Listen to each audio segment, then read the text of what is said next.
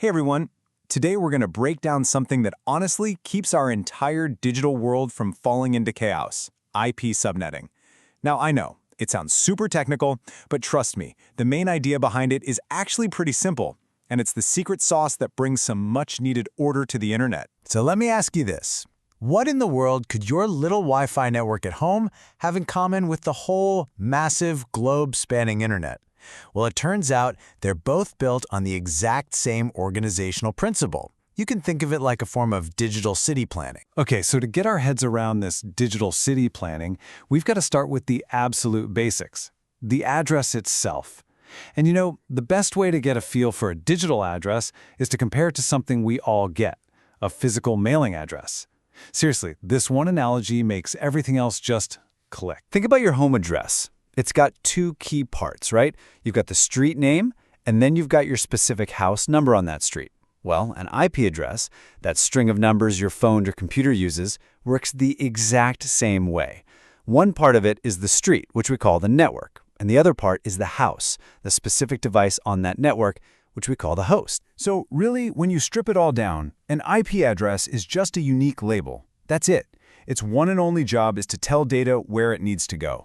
And just like a mail carrier needs both the street name and the house number to deliver a package, the internet needs both the network part and the host part to get data to the right place. Now, if every device already has a unique address, you might be thinking, wait a minute, why not just put them all on one gigantic network? Why make things so complicated?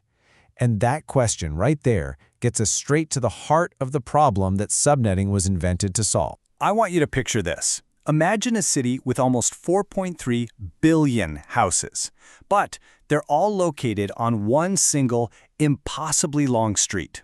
Can you imagine the chaos? Every car, every delivery truck, every person trying to talk to their neighbor, all crammed onto that one road. It would be absolute gridlock. And that's precisely what would happen on the internet. You'd have pure digital anarchy. Every time one device needed to send a general announcement, a broadcast, it would be like shouting into a stadium filled with billions of people. Every single device would have to stop what it's doing and listen.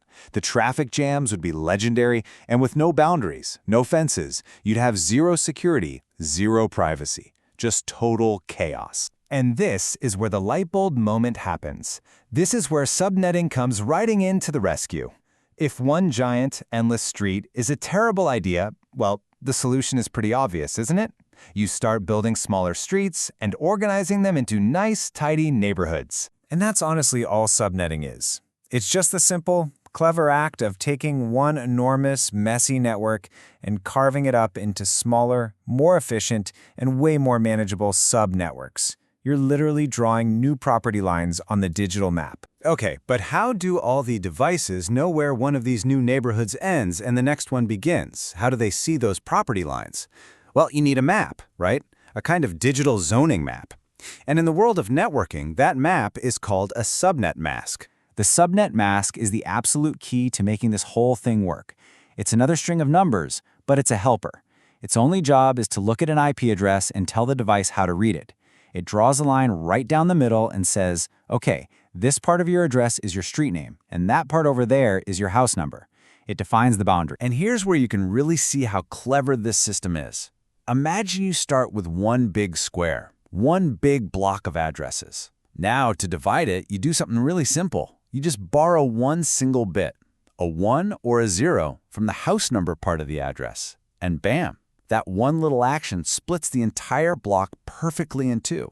Borrow another bit? Now you've got 4 smaller blocks. It's just a beautiful, elegant way to create these nice, neat digital neighborhoods from one giant piece of land. Okay, the city analogy is great and the box thing is cool, but let's get real for a second. How does a computer, a machine that only thinks in ones and zeros, actually do this? How does it use that subnet mask to figure out what its street name is? The answer is so simple, it's almost funny. It's like a secret decoder ring. The computer takes its own IP address, and it takes the subnet mask, and it performs a super simple bit of logic between them called an AND operation. And when it does that, poof, the result it gets back is its network ID, its street address.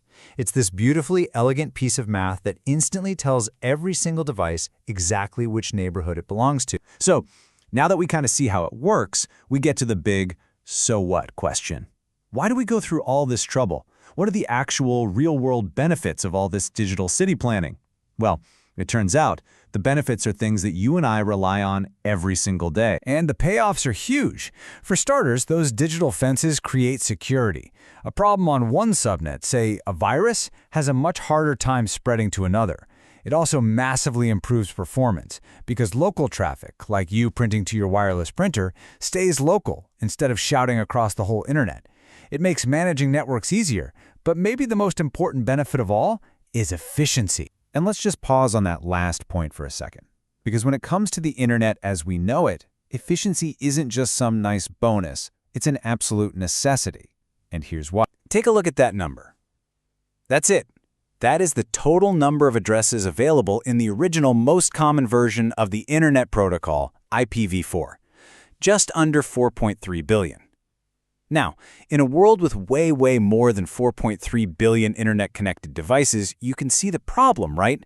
We can't afford to waste a single address. Subnetting is our primary strategy for conservation, letting us hand out addresses precisely and wisely. So when you boil it all down, it comes to this. From the little router in your house creating a tiny subnet for your phone and your laptop, all the way up to the colossal data centers that run our global economy, subnetting is the invisible architect. It creates the boundaries that provide the order, the security, and the speed that we all just take for granted. Subnetting was a genius solution for using a limited resource as wisely as possible. But our whole digital world is built on top of these invisible boundaries within that limited space. And it really makes you think, what happens when we finally, truly run out of room? What does the next generation of digital city planning even look like?